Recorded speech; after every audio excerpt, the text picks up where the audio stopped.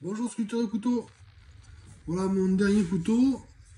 Pour moi, c'est une tortue. Alors j'en ai déjà fait deux, mais c'était pas pour moi. Donc celles-ci, elles sont pour moi. Voilà, j'ai fait 4 petites tortues sur un manche, comme vous pouvez voir. J'ai fait 2 poissons. J'ai fait une étoile de mer ici, une autre ici. Et j'ai fait une pieuvre. Un poupre, comme on dit à Marseille. Voilà.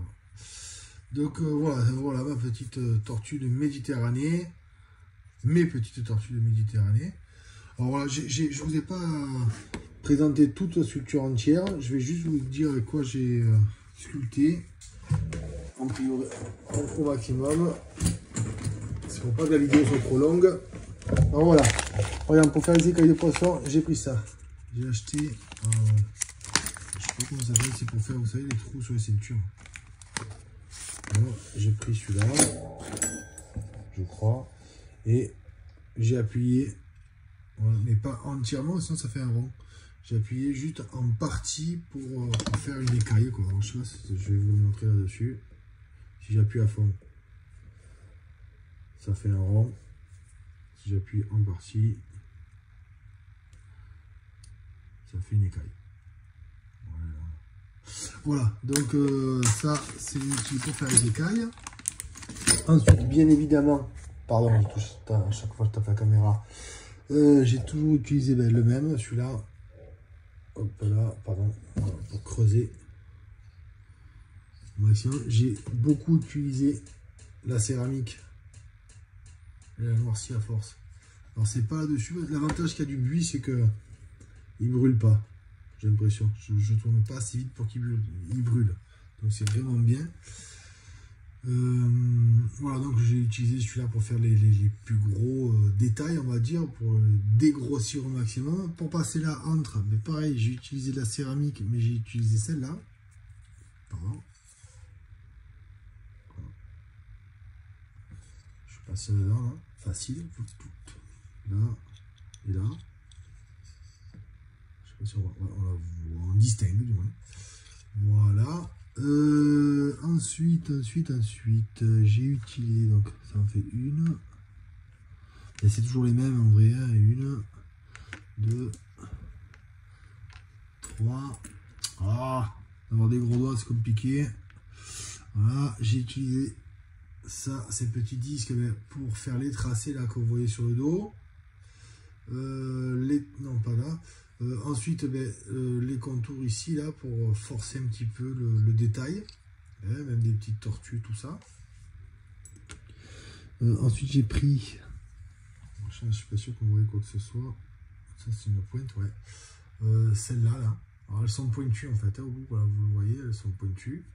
Et ça, ouais, je m'en suis servi pour faire ces détails-là sur les pattes, ouais, de chaque tortue. Et j'ai fait aussi les traces des tentacules sur le poupre. Voilà. Et je crois que c'est tout en fait.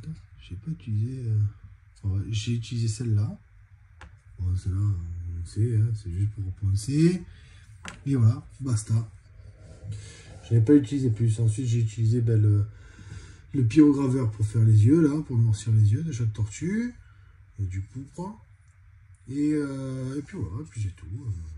Alors, je vais en profiter, puisque j'ai une vidéo de temps en temps, on me le demande.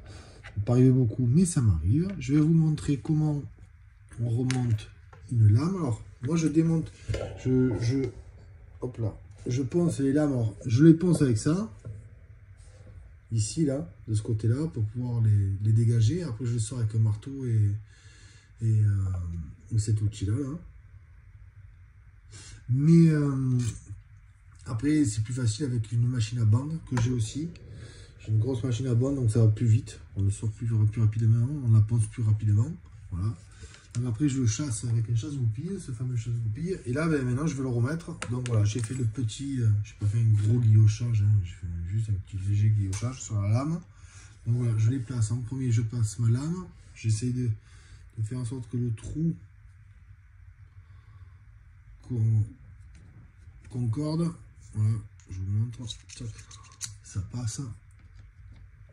Une fois que c'est fait, je prends ça. première couronne, je la place.